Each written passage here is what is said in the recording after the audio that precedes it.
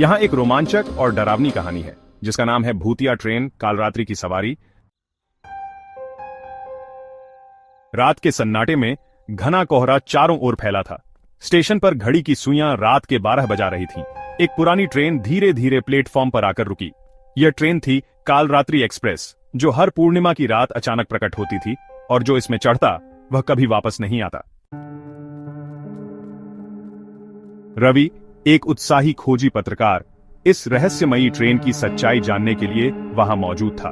उसने सुन रखा था कि यह ट्रेन 50 साल पहले दुर्घटनाग्रस्त हो गई थी और तब से यह भूतिया बन गई थी, लेकिन उसे अंधविश्वासों पर भरोसा नहीं था। उसने ट्रेन में चढ़ने का फैसला किया। भाग 2, रहस्यमयी यात्री। रवि ने जब ट्रेन के अंदर कदम रखा तो उसे सब कुछ सामान्य लगा। सीटें साफ सुथरी थीं, खिड़कियों से हल्की रोशनी झांक रही थी और कुछ यात्री खामोशी से बैठे थे। लेकिन एक अजीब बात थी, सबके चेहरे भावहीन थे, मानो वे जिंदा ही न हों।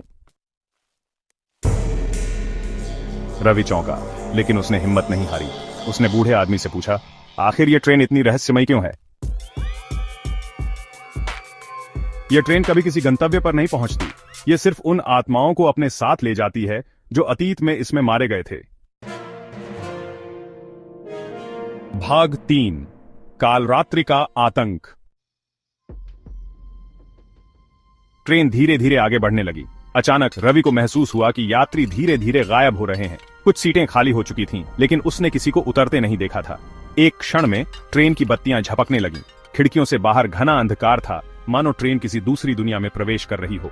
फिर एक खौफनाक चीख गूंजी और ट्रेन में मौजूद सभी यात्रियों के चेहरे विकृत होने लगे। वे अब इंसान नहीं रहे। उनके चेहरे जले हुए थे, आंखों से खून बह रहा था और उनके मुंह से अजीब अजीब आवाजें निकल रही थीं। रवि को अब एहसास हुआ कि वह फंस चुका है। वह तेजी से ट्रेन के दरवाजे की ओर भागा, लेकिन दरवाजे बंद थे। तभी एक साया उसके सामने आया। यह वही बूढ़ा आदमी था। अब बहुत देर हो चुकी है। भाग 4, मौत या मुक्ति। रवि ने पूरी ताकत से दरवाजे को खोलने की कोशिश की, लेकिन वह टस से मस नहीं हुआ।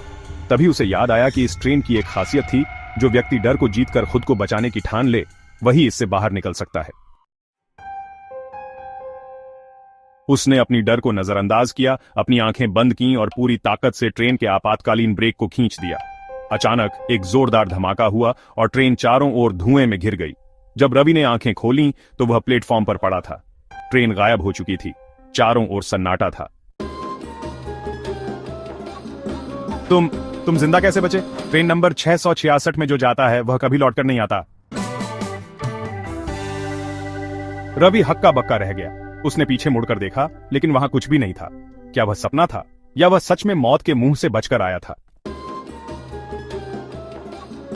लेकिन एक बात तय थी, कालरात्रि एक्सप्रेस अब भी हर पूर्णिमा की रात प्रकट होती है, किसी नए शिकार की तलाश में।